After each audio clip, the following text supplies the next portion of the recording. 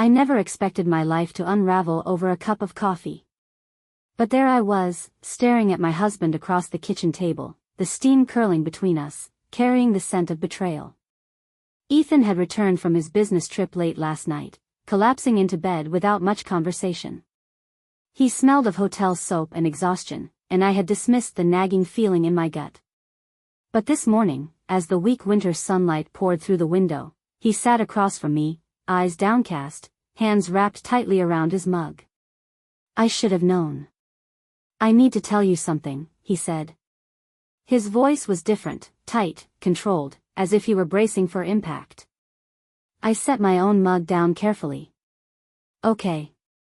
He exhaled, long and slow. I cheated on you.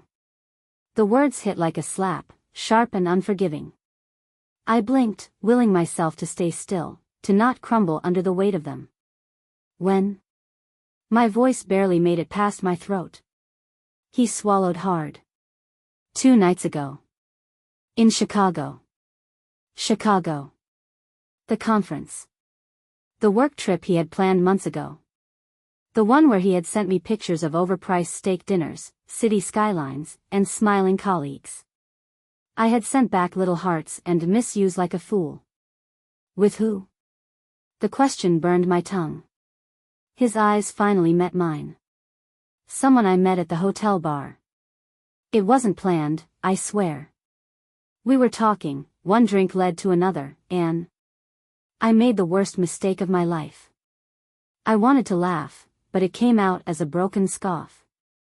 A mistake? My voice was shaking now. That's what you're calling it? Anna. No, I pushed back my chair, needing space, needing air. You don't get to say my name like that. Like you didn't just set fire to our marriage. His face crumpled. I'm so sorry. Sorry. That word was so small, so meaningless in the face of what he had done. I turned away, gripping the edge of the counter as I tried to process this new, nightmarish reality. I had spent years building a life with this man. Late-night talks, early morning kisses, vacations, holidays, lazy Sundays on the couch. And now, because of one drunken night, it was all tainted. How long were you planning to keep this from me? I asked, my back still to him. He hesitated. I couldn't. I had to tell you. I turned back to him, eyes burning. Why? To clear your conscience? To make yourself feel better? He flinched. No. Because I love you. Because I don't want to lose you. I let out a sharp breath, disbelief crashing over me. You love me. The words felt bitter in my mouth. And yet, you slept with another woman.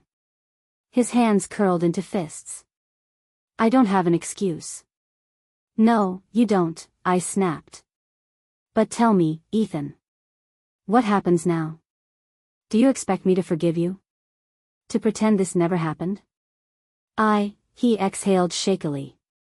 I don't know. The honesty in his voice infuriated me. He had shattered everything, and he didn't even have a plan for how to fix it. I wrapped my arms around myself, suddenly cold. I need space. His face paled. Are you leaving? I laughed bitterly. You're the one who left, Ethan. The moment you let her into your bed. He looked devastated, but I had nothing left to give him. I turned on my heel and walked out of the kitchen, my heart pounding as I climbed the stairs. I needed to think. I needed to breathe. Most of all, I needed to figure out if I could ever look at my husband again without seeing his betrayal. I locked the bedroom door behind me, though I knew he wouldn't try to follow. Not yet. The silence in the room felt suffocating. I could still hear the faint clatter of Ethan's mug against the kitchen table downstairs, could picture him sitting there, head in his hands, waiting for the world to put itself back together. But it wouldn't. Not for me. I paced across the room, my mind replaying his words on an endless loop. I cheated on you. 2 nights ago. Someone I met at the hotel bar. The details were meaningless. The fact that it was just one night didn't soften the blow. If anything, it made it worse. A stranger. A fleeting moment. He threw away our life together for a woman whose name I didn't even know. I sank onto the bed, pressing my palms against my face. My body felt too heavy, as if the betrayal had settled into my bones. Then, my phone buzzed. I stared at it for a long moment before picking it up. A text from my sister, Claire. Claire, hey, how's Ethan? Did he get home okay? I wanted to scream. I wanted to text back, actually, he just told me he cheated on me, so no, Claire, he did not get home okay.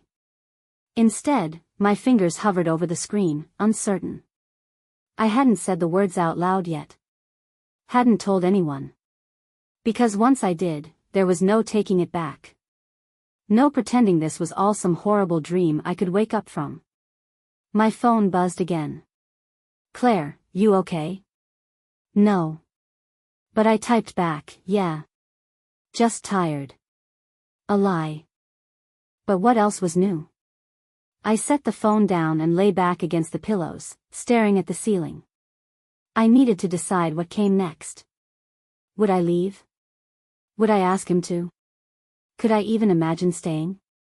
The thought of him touching me again, of sleeping beside him, made my stomach twist. And yet, the idea of ending my marriage, of unraveling the life we had built, it was like standing at the edge of a cliff, staring down into an abyss. A knock at the door. Soft. Hesitant. Anna? Ethan's voice. He sounded raw. I closed my eyes. Ignored him. Another knock. Please talk to me. I sat up, pulse hammering. I can't, Ethan. Not right now. A pause. Then, I'll sleep in the guest room tonight. I let out a shaky breath. Good. Silence stretched between us. Then he said, voice barely above a whisper, I love you, Anna.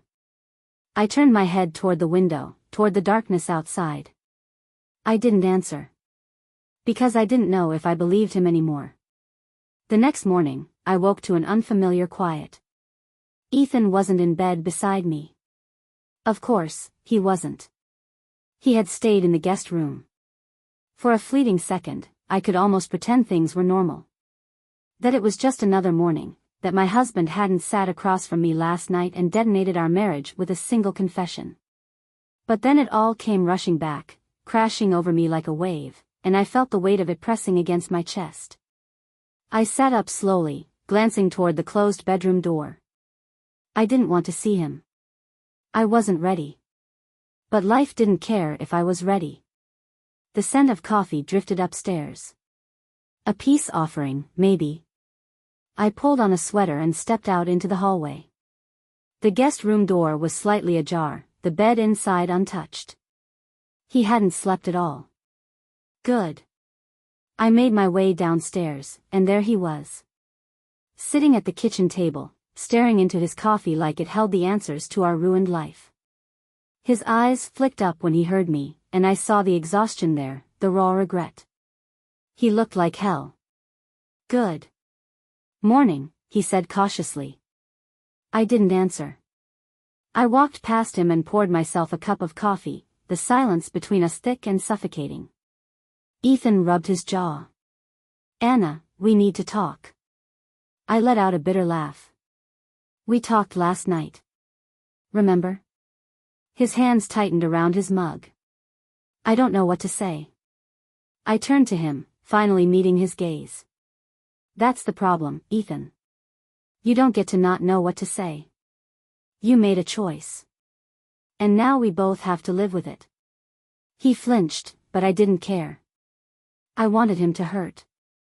To sit in the discomfort of this, the way I had been all night. He stopped, inhaling deeply. I don't expect you to forgive me. I don't want this to be the end.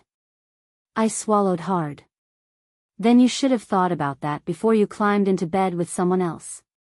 Regret darkened his face, but it didn't move me. I leaned against the counter, gripping my coffee cup. Did you even think about me? About us? Or was I just some distant thought while you... My voice cracked, and I hated myself for it. Ethan's face crumpled. Of course I thought about you. I hated myself the second it happened. Not enough to stop. He exhaled sharply. I was drunk. I let out a cold laugh. Oh, don't do that. Don't blame the alcohol. You weren't blackout drunk, were you? You knew what you were doing. He nodded, shoulders slumping. Yeah. I did. The honesty in his voice was like a knife to my ribs. I looked away, staring out the window. The morning sunlight felt offensive, too bright, too warm for a day like this. Finally, I forced myself to ask, do you have feelings for her? Ethan's head snapped up. No. The answer came too fast. Too desperate. I studied him, my stomach twisting. Would you tell me if you did? His silence was deafening. I set my coffee down, my hands trembling. I need to get out of here. Anna. I need space, Ethan. I can't breathe in this house right now. His face fell, but he nodded. Okay. I grabbed my coat, my keys, and walked out the door. As soon as I stepped outside, the cold air stung my cheeks, but I welcomed it. Anything was better than the suffocating grief inside that house. I didn't know where I was going.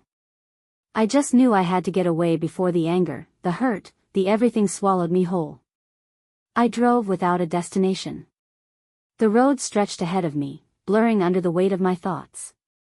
My fingers clenched the steering wheel, knuckles white, as I replayed everything. Ethan's confession. His regret. The silence that had wrapped around us like barbed wire. I didn't even realize where I was going until I pulled into the driveway of my sister's house. Claire. She answered the door within seconds, blinking in surprise. Anna? The moment I saw her face, my resolve cracked. My throat tightened, my vision blurred, and suddenly I was collapsing into her arms. Oh, Anna, she whispered, holding me tightly. What happened? I couldn't answer. The words lodged in my throat like glass shards. She guided me inside, settled me onto her couch, and wrapped a soft blanket around my shoulders like I was a fragile thing that might break apart at any second. I stared at my hands, the weight of my wedding ring pressing against my skin like a cruel joke. Finally, I forced the words out. Ethan cheated. Silence. Then Claire inhaled sharply, her grip tightening on my hands. What? I nodded numbly, unable to say it again. Her expression shifted from shock to fury. That bastard. I let out a broken laugh, shaking my head. I don't even know what to do, Claire. She sat beside me, eyes filled with quiet understanding. Do you still love him? The question punched through me.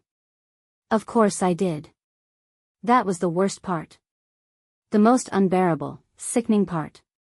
Because love doesn't just disappear overnight. Even when it should. I swallowed, my voice barely a whisper. I don't know how to stop. Claire exhaled, rubbing my back in slow circles. You don't have to decide anything today. I turned to her, my voice shaking. But what if I never can? What if I stay, and I spend the rest of my life wondering if I'm just some fool who let herself be walked over? She studied me for a long moment. You're not a fool, Anna. You're someone who trusted her husband. And that trust was broken. But you get to decide what happens next. Not him. Her words settled deep in my chest, but they didn't bring clarity.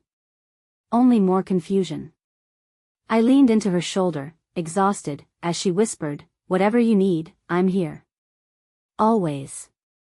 And for the first time since Ethan's confession, I felt a tiny sliver of safety. I stayed at Claire's house for hours, letting her words sink in, letting her presence steady me. But eventually, I had to go home. I wasn't ready, but I also couldn't hide forever. The drive back felt like approaching a battlefield. My stomach churned as I pulled into the driveway, my hands trembling as I turned off the engine.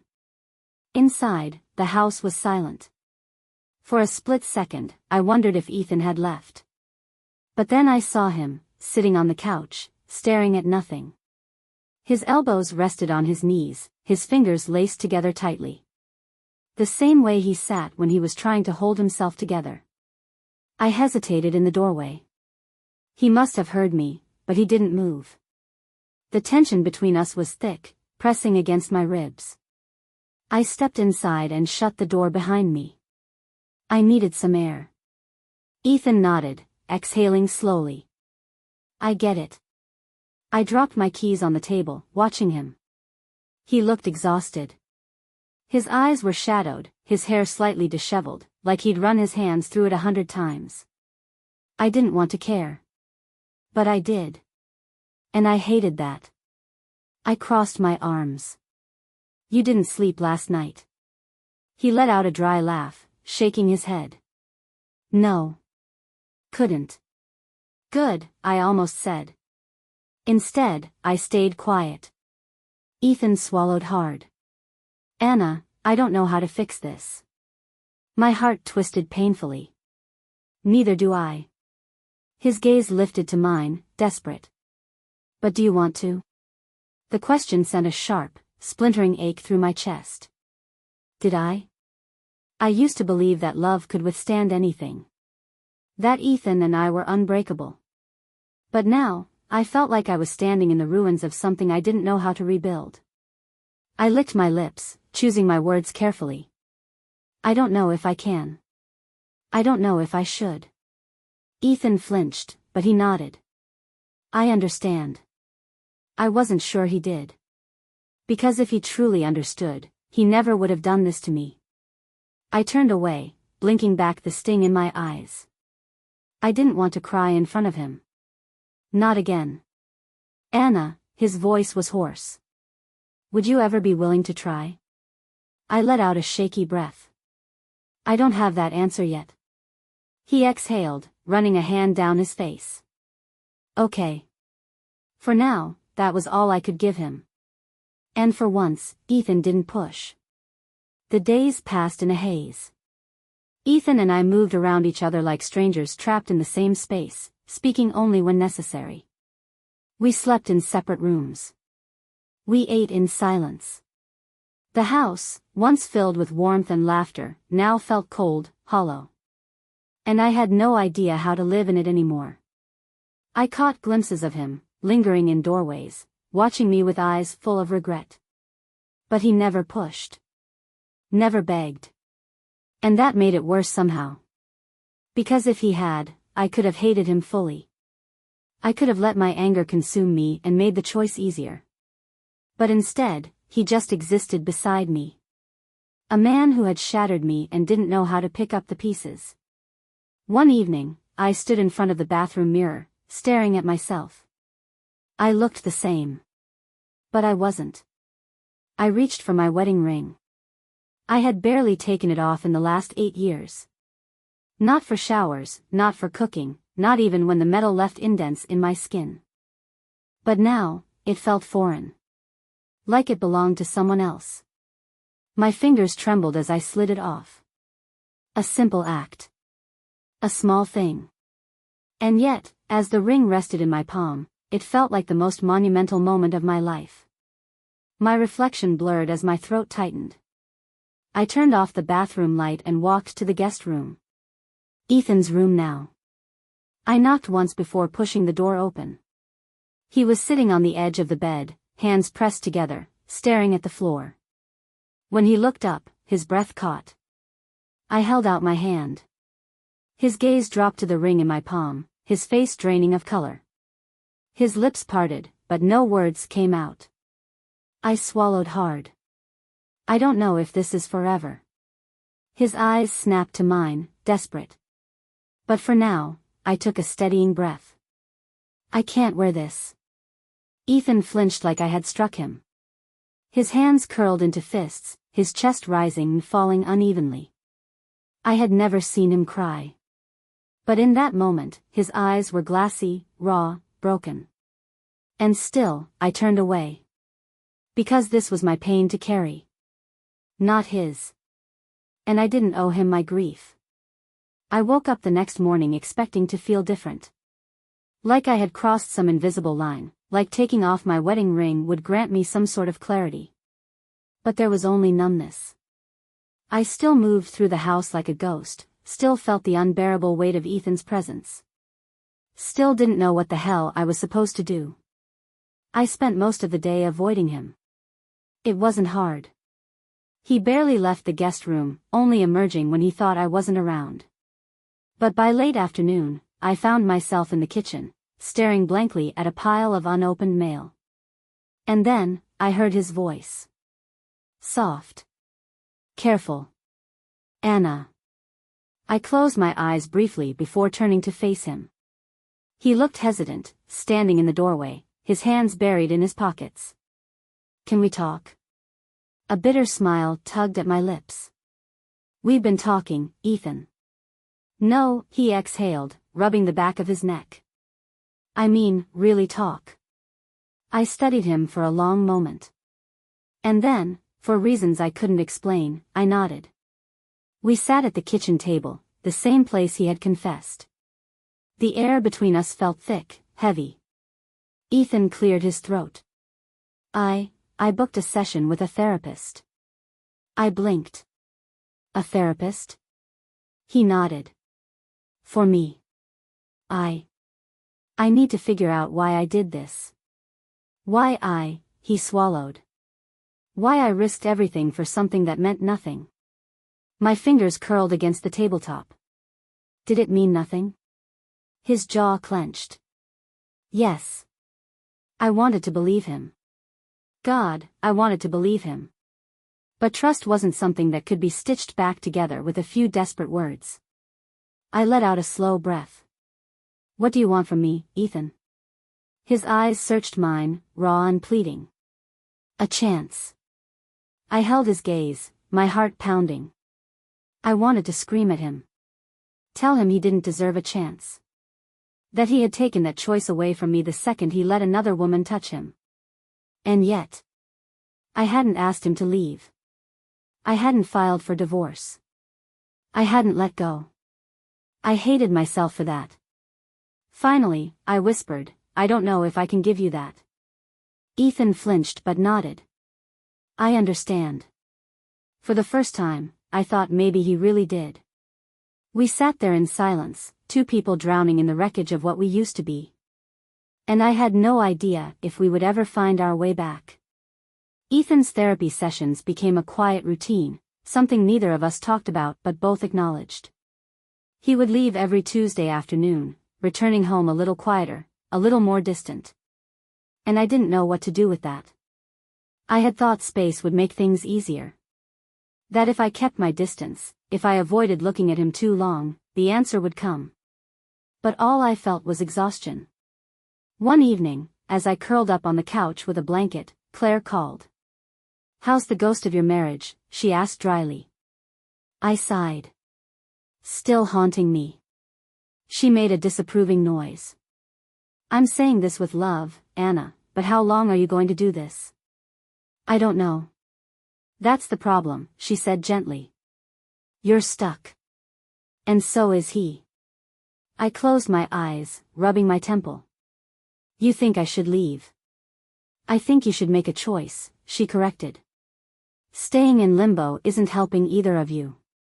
I let out a shaky breath. I don't know how to decide. Claire was quiet for a moment. Then she asked, do you love him? The answer came too fast. Too instinctual. Yes. Claire sighed. Okay. Then the real question is, do you think you can ever trust him again? I swallowed hard. My throat felt tight, like my own body was trying to reject the question. Because I didn't know the answer.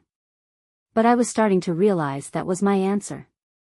The next morning, I found Ethan in the kitchen, pouring himself coffee. He looked up when I entered, wary. I think we need some time apart, I said before I could lose my nerve. He froze, fingers tightening around his mug. Finally, he nodded. Okay. His voice was hoarse. How long? I exhaled, feeling the weight of it settle in my chest. I don't know. For the first time in weeks, I saw something crack behind his eyes. He nodded again, slower this time. When? I glanced at the clock. Today. His breath caught. You already packed? No, my voice was barely above a whisper. But I will. Ethan looked like he wanted to say something. Maybe to beg. Maybe to fight. But in the end, he just nodded. And that was how I knew he really understood. We were unraveling. And neither of us knew if we'd ever be put back together. I packed a small suitcase. Just enough for a while. I didn't tell Ethan where I was going. I didn't even know myself. All I knew was that I had to leave. Because staying in that house, in the suffocating remains of our marriage, was slowly destroying me.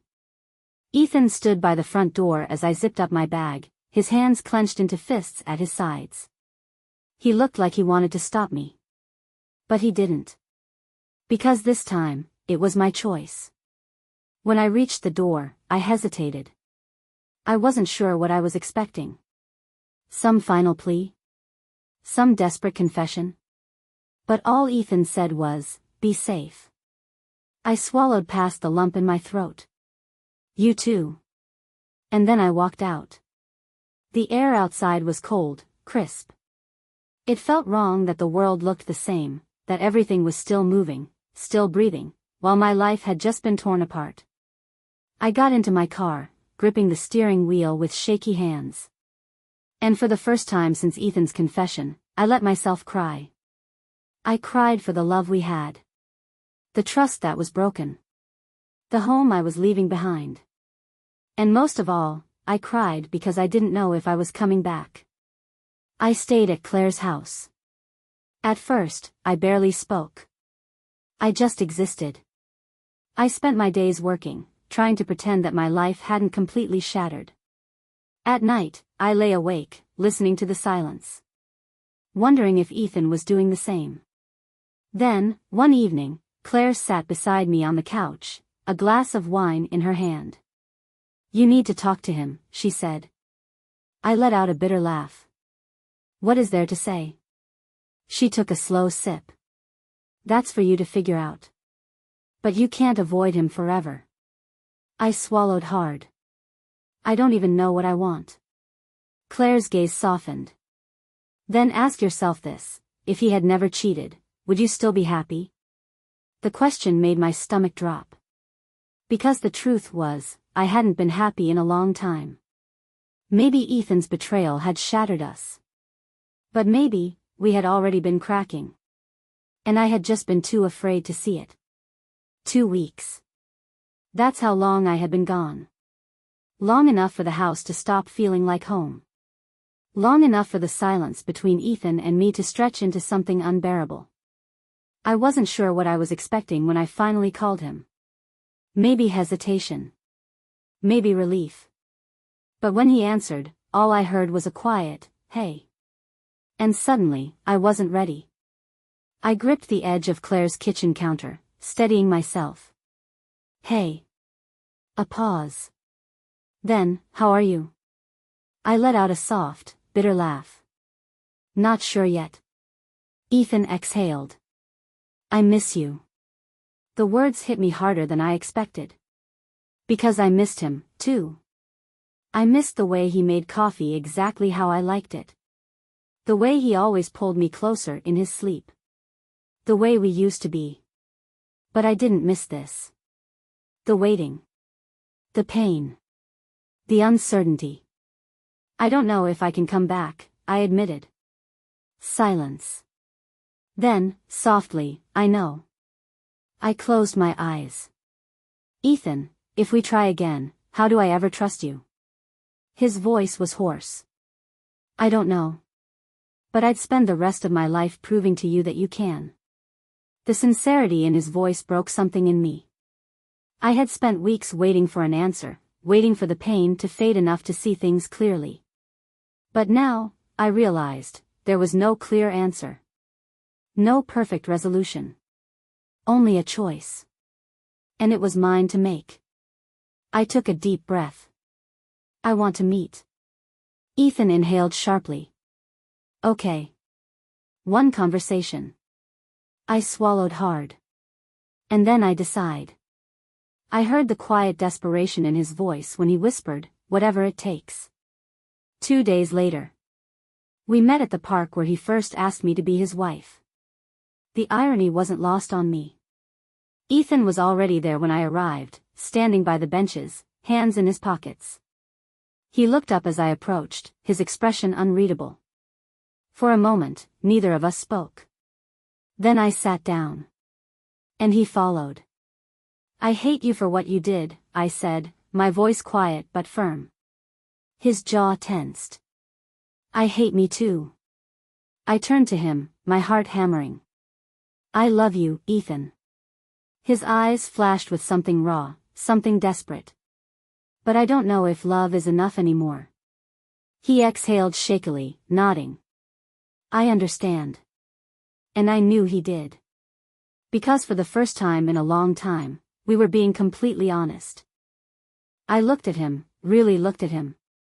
At the man I had built a life with. The man I had lost. And in that moment, I made my choice. One way or another. This was the end of who we used to be. And the beginning of whatever came next.